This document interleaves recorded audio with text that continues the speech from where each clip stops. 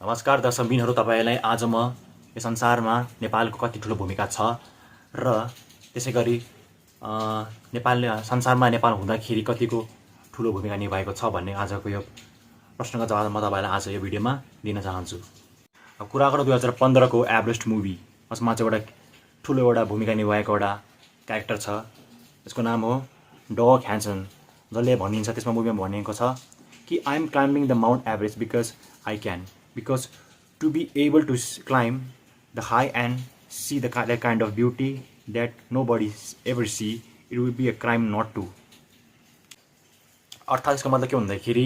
विदेशीबाट आएको पर्यटकहरूले चाहिँ नेपालको सुन्दरता देखेर एकदम मन्त्रमुग्ध हुन्छ भनेर हामीले बुझ्नेछौँ। कई योगदान भएको मध्येमा चाहिँ हामीले कुरा गरौँ एसियाको जलभण्डार, जसलाई चाहिँ हामीले हिमालय भनेर पनि चिनिन्छौँ। र हिमालयको कतिको लाभहरू छ भनेर चाहिँ हामीले त्यो भन्नै पर्दैन, किन भन्दाखेरि दिन बदिनको हाम्रो खाने चोखो पानी तथा विभिन्न हामीले पानीको उपयोग पनि गरिन्छौँ, अथवा सुन्दरता पनि यसमै छ। र त्यसै गरी कुदरतको करिश्माले कतिको लाभ दिएको छ भनेर चाहिँ हामीले त्यो हिमालयको सुन्दरतालाई देखेर हामीले अनुभव गर्नेछौँ र यो करिश्मा मतलब यो करिश्मालाई गर्छौँ हेर्न चाहिँ विदेशी पर्यटककै को चाहिँ यहाँ चाहिँ भिडभाड हुने गरिन्छ। मनमोहक र यति सुन्दर र मनमोहक हिमालयको काखमा चाहिँ हामी नेपालीहरूको जन्म हुन चाहिँ साह्रै नै सौभाग्यको कुरा हो, जसमा चाहिँ हरेक समय मतलब हरेक वर्ष कयौँ विदेशी पर्यटकहरू नेपालको उत्कृष्ट सुन्दरता हेर्नलाई कयौँ भिडभाड हुन्छ र हामी भने आफ्नै मुलुकको सुन्दरताबाट टाढ्दै विभिन्न देशमा चाहिँ सुन्दरता खोज्न जान्छौँ। कोही पर्यटक के भन्दाखेरि नेपालमा सुन्दरता देख्नलाई आउँछौँ, उहाँ चाहिँ के भन्दाखेरि एडभेन्चर र नयाँ नयाँ अनुभवको लागि चाहिँ नेपालमा आइरहेका हुन्छौँ र हामी भने आफ्नै नेपालको संसारको आफ्नै देशको आफ्नै मुलुकको सुन्दरताबाट वञ्चिँदै अन्त कतै मुलुकमा चाहिँ अथवा अन्त कतै ठाउँमा चाहिँ सुन्दरता हामीले प्राकृतिकको सुन्दरता हामीले खोज्ने गर्दछौँ।